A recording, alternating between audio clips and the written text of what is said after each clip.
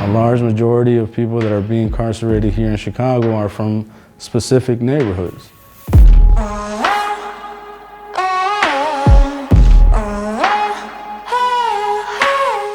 Year after year, crime and violence is the biggest issue linked with Chicago in the media.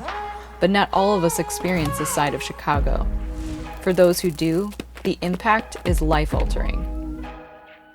You don't feel safe ever. I've been getting shot at since I was young, you know? We hear on the news people getting shot, just random.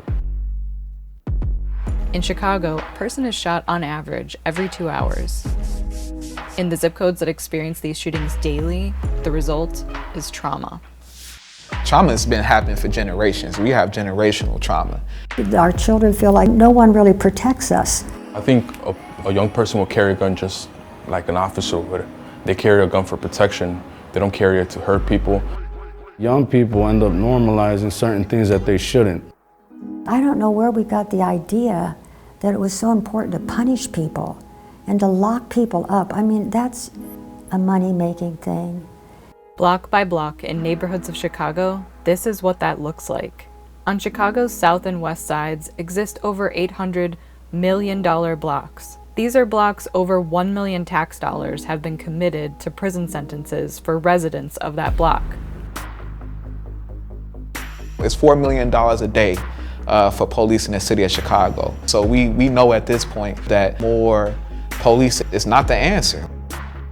We've created a deficit by warehousing people. We've created additional trauma by punishing young people who have not learned how to process their emotions, which then leads them to that school-to-prison pipeline.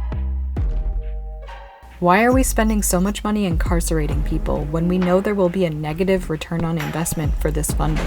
Restorative justice is a part of the solution to address violence in our communities because it's about creating space for people to build relationships.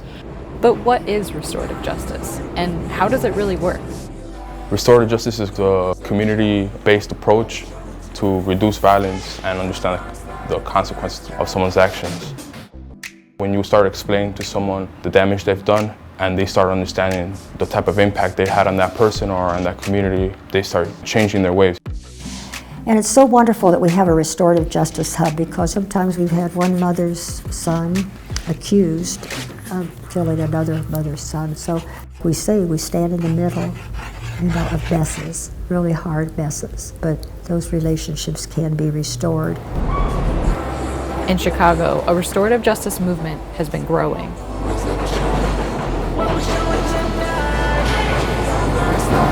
Restorative Justice Hubs of Chicago is a group of many different organizations across the city of Chicago that does restorative justice practices.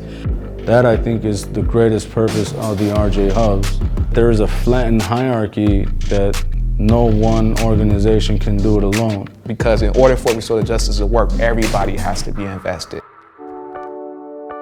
Restorative Justice Hubs of Chicago has established a replicable model so that the success of restorative justice is repeatable for all partner organizations.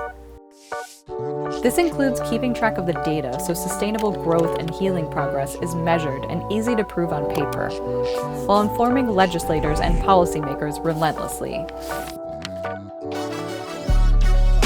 Our politicians and our leaders in our city has to be really walking these streets day after day, listening to the stories. You have people that are not from the community creating policies that think they work. But once you're out there, and it's very different from what they put on paper.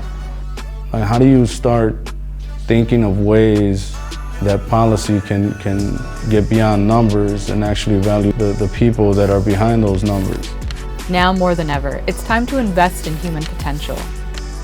If we want to create intergenerational public safety so communities can thrive, then restorative justice is what works.